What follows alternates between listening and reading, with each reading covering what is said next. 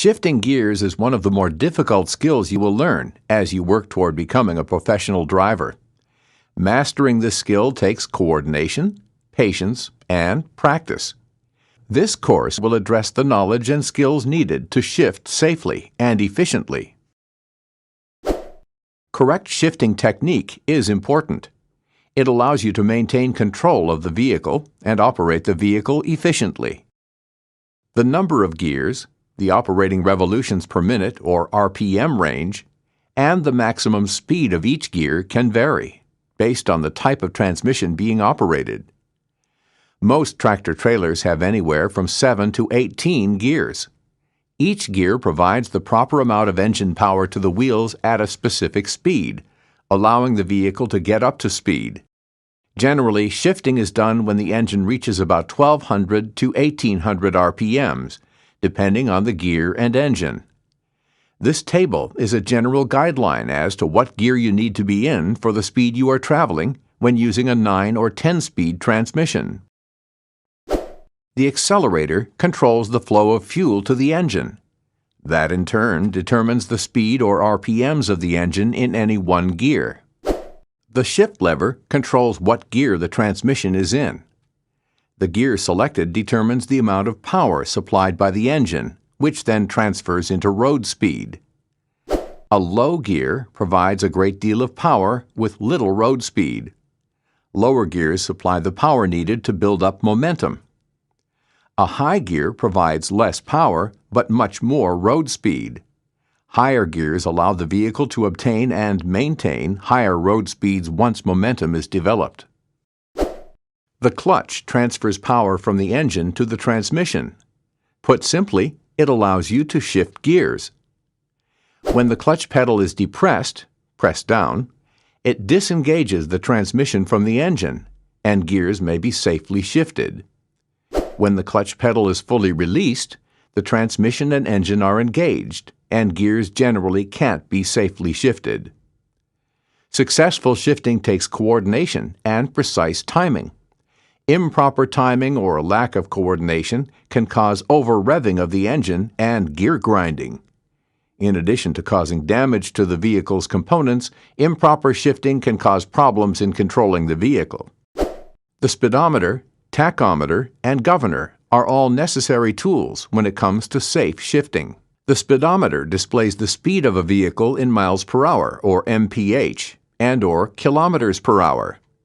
For each gear, there is a range of road speed which corresponds, matches. This varies based on the type of vehicle you are operating. When your vehicle reaches the maximum speed for a gear, you must upshift. When your vehicle reaches the minimum speed for a gear, you must downshift. The tachometer displays engine speed in hundreds of RPMs. It serves as a guide for shifting into the appropriate gear. When your vehicle reaches the maximum RPMs for a gear, you must upshift. When your vehicle reaches the minimum RPMs for a gear, you must downshift. The governor, electronic or mechanical, prevents the engine from exceeding an RPM limit. When going up through the gears, once the governed RPMs are reached, the only way to make the truck go faster is to shift to a higher gear. When downshifting, the governor will limit how high the driver can rev the engine.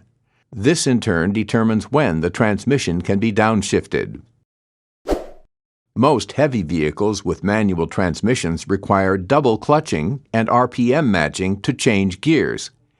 When double clutching is done correctly and the RPMs are matched during the shift, the gears do not grind. Next, we will discuss the basic method when upshifting and downshifting.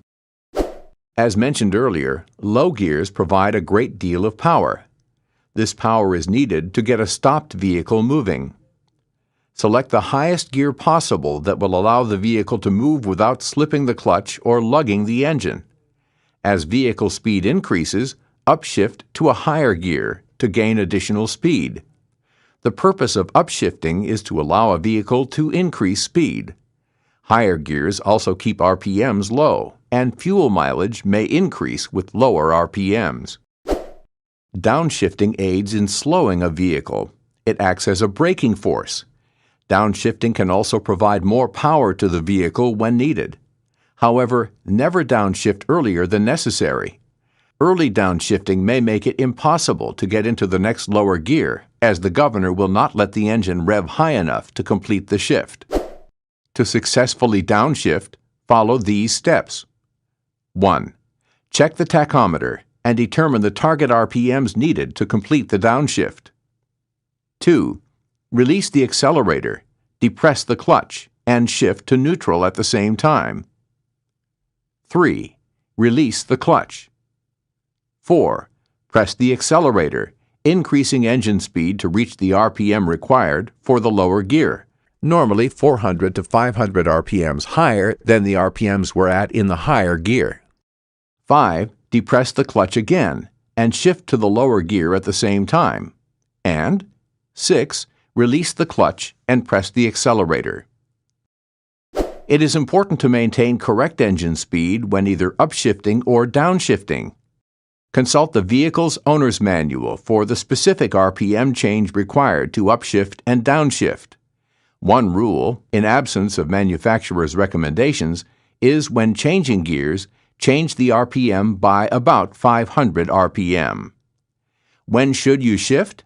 Driving conditions and vehicle needs will determine when you will upshift or downshift. There is a third shifting skill that is required when operating a vehicle with a manual transmission. Often called hitting a gear or hunting a gear, this skill is used when your vehicle is rolling, and you must get the transmission into the proper gear. Catching a gear is also a phrase commonly used for this shifting skill. When performing this skill, follow these steps. 1. Think about how the engine should feel at that speed in that gear. Experienced drivers also take into account the vehicle speed. For each speed, there is a specific gear you should hunt for. 2. Rev the engine to the RPMs you think you need, for the gear you have decided would be appropriate, based on your MPH. Then depress the clutch and push the shift lever lightly against the gear you think is the correct gear. And 3. Continue this until the shift lever goes in without excessive grinding. If this doesn't work, move the shift lever and feel how changing the engine RPM changes the shift lever vibrations. If the RPM is too high or way too low, you will hear a high-pitched grinding noise. If you are close to the right RPMs but not matching exactly, you will hear a low-pitched, slow grinding, and the shifter vibrations will be larger and further apart. Once you reach the correct RPMs for your ground speed, the shift lever will fall into gear. When this happens, depress the clutch and push the shift lever into place. Once you have done this, you can release the clutch and press the accelerator. Using proper shifting technique can increase vehicle control and improve vehicle mileage, fuel economy. When changing gears, you're trying to get the gear you're leaving and the gear you're entering at approximately the same rotational speed inside the transmission. This provides a smooth changeover. If you shift and the vehicle lurches or jerks suddenly, the gear's RPMs aren't matched, or you were slow engaging the clutch, causing the engine RPMs to have to jump suddenly. These jolts can cause the drive wheels to lock momentarily. A curve or slippery surface could cause you to lose control of your vehicle. Less than smooth shifting also puts strain on the engine and transmission. Downshift too early, and the engine screams as the RPMs jump upward, burning more fuel, if you can even complete the shift, due to the governor stopping the engine from revving high enough to catch the next lower gear. And being in too high a gear causes the motor to bog down and puts strain on your engine's internal components. The explosion in the piston cylinder happens quickly and isn't efficiently transferred to the transmission. Not all transmissions have the same shifting patterns. This section will address some of the most common shift patterns currently being used. The Eaton-Fuller 9-speed transmission has a low range and a high range of gears. The low range has 5 forward gears, low through 4th, and the high range has 4 gears, 5th through 8th. The range lever must be lifted or lowered to reach the high or low gears. To successfully upshift, follow these steps. 1. Depress the clutch. 2. Make sure the range lever is in the low range, down. 3. Move the shift lever to first gear. 4. Double clutch when shifting to second through fourth gear. 5. Lift the range lever up before moving the gear lever to shift from fourth to fifth gear, as the shifter passes through neutral going from fourth to fifth. Fifth will be where first gear was when the range control was down. The transmission will be shifted into high range. And 6. Use normal double clutching when shifting from fifth through eighth gear. To successfully downshift, follow these steps. 1. Use double clutching when shifting from eighth through fifth gear. Make sure you are matching engine speed to road speed before shifting. 2. Push the range lever down before moving the gear lever to shift from fifth to fourth gear, as the shifter passes through neutral going from fifth to fourth. Fourth is where the eighth gear was when the range control was down. The transmission will be shifted into low range. And 3. Use double clutching when shifting from fourth through first gear. The Eaton Fuller Super 10 transmission has 5 gear positions that are split. This cuts gear lever movement in half. To successfully upshift, follow these steps. When shifting from first to second, third to fourth, fifth to sixth, seventh to eighth, and ninth to 10th, splitter-only shifts, simply move the splitter button forward, release the throttle, and allow the RPMs to drop 400 RPMs and wait for the gear to engage. When shifting from second to third, fourth to fifth, sixth to seventh, and eighth to ninth, requiring the shifter and the splitter to be moved, move the splitter button back, release the throttle, depress the clutch, and move the shifter into neutral.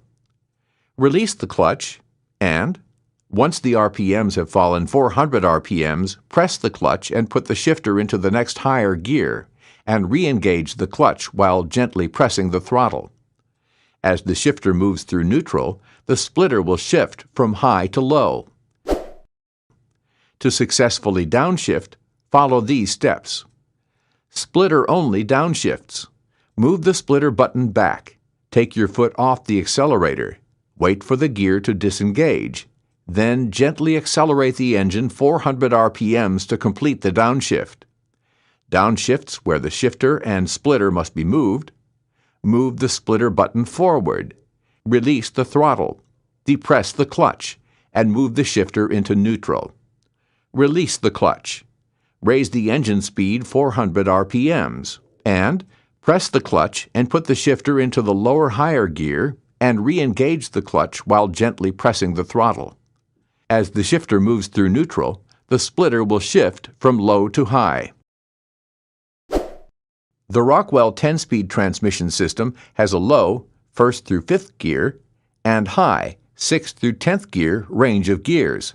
A range control lever is used to reach the high range of gears. To successfully upshift, follow these steps. 1. Depress the clutch. 2. Make sure the range lever is in the low range, down. 3. Move the shift lever to first gear, back left. 4. Double clutch when shifting through 5th gear. 5. Lift the range control lever up before moving the gear lever to shift from 5th to 6th gear. When you shift from 5th to 6th gear using the normal double clutch shifting technique, 6th will be where first was when the range control was in the low range position. The range gear will shift automatically. And 6. Use normal double clutching when shifting from 6th through 10th gear. To successfully downshift, follow these steps. 1. Use double clutching when shifting from 10th through 6th gear. Make sure you are matching engine speed to road speed before shifting. 2. Push the range lever down before moving the gear lever to shift from 6th to 5th gear. And 3. Use double clutching to shift from 5th through 1st gear. Make sure you are matching engine speed to road speed before shifting. The Eaton Fuller 13-speed transmission has a low range and a high range. The 4 high-range gears are split into a direct drive or low gear and an overdrive or high gear. 5th low and high, 6th low and high, 7th low and high, and 8th low and high. To successfully upshift, follow these steps. 1st through 4th gear, use standard double clutch shifting techniques. 4th to 5th gear, move range selector to high range before beginning the shift, and use the normal double clutch shifting technique. To upshift from low to high within a gear, such as shifting from 5 low to 5 high, move the selector to high, release the throttle, and quickly release and re-engage the clutch. If the gear did not catch, gently press the throttle until it does. To upshift a gear when both the shifter and the splitter must be moved, such as from 5 high to 6 low, release the throttle, depress the clutch, move the shifter to neutral, raise the clutch, press the clutch, and place the gear shift into the next higher gear when the engine RPMs have fallen 500 RPMs. Once in the gear, and before releasing the clutch, move the splitter button to the low position. Release the clutch and gently apply throttle until the splitter gear catches. It should catch at roughly 250 RPMs above where the shifter went into gear. To successfully downshift, follow these steps. To downshift from high to low within a gear, such as 8 high to 8 low, move the splitter from high to low. Press and release the clutch, then gently raise the RPMs up until the gear catches. It should catch roughly 500 RPMs higher than the RPMs were in the previous gear. To downshift, when both the shifter and the splitter must be moved, such as going from 8 low to 7 high, move the splitter button before beginning the downshift. Downshift normally. Raise RPMs 500 over what they were in the previous gear. Once the shift is complete, gently apply throttle until the split gear catches. This should happen about 250 RPMs more than the RPMs in the previous gear. The semi-automatic transmission uses electronic controls to help you shift. Like a manual transmission, a semi-automatic transmission has a clutch and gear shift lever. What is different is that the top gears automatically change. An auto-shift transmission has a clutch and gear select lever or button control. The clutch is used for starting and stopping the vehicle to disengage the transmission and engine. If the transmission is in the drive position, it will shift the gears as needed based on speed and load. If it is in the hold position, the transmission will not shift unless you use the upshift or downshift button on the transmission controller. However, if you ask for an upshift or downshift when the gear is not achievable due to current RPMs or load, the transmission will not shift. You should now be able to discuss the key controls and tools available to help properly shift a manual transmission. Identify the basic shift patterns and procedures of a manual transmission. Describe how proper shifting techniques increase vehicle control and improve fuel economy. And explain the characteristics of automatic, semi-automatic, and auto-shift transmissions. Now it's time to take the course exam. This exam includes 10 questions. Be aware, if you close the exam before finishing, your answers will not be saved. You may take this exam more than once. Your highest score will be reported. To begin the course exam, select Next.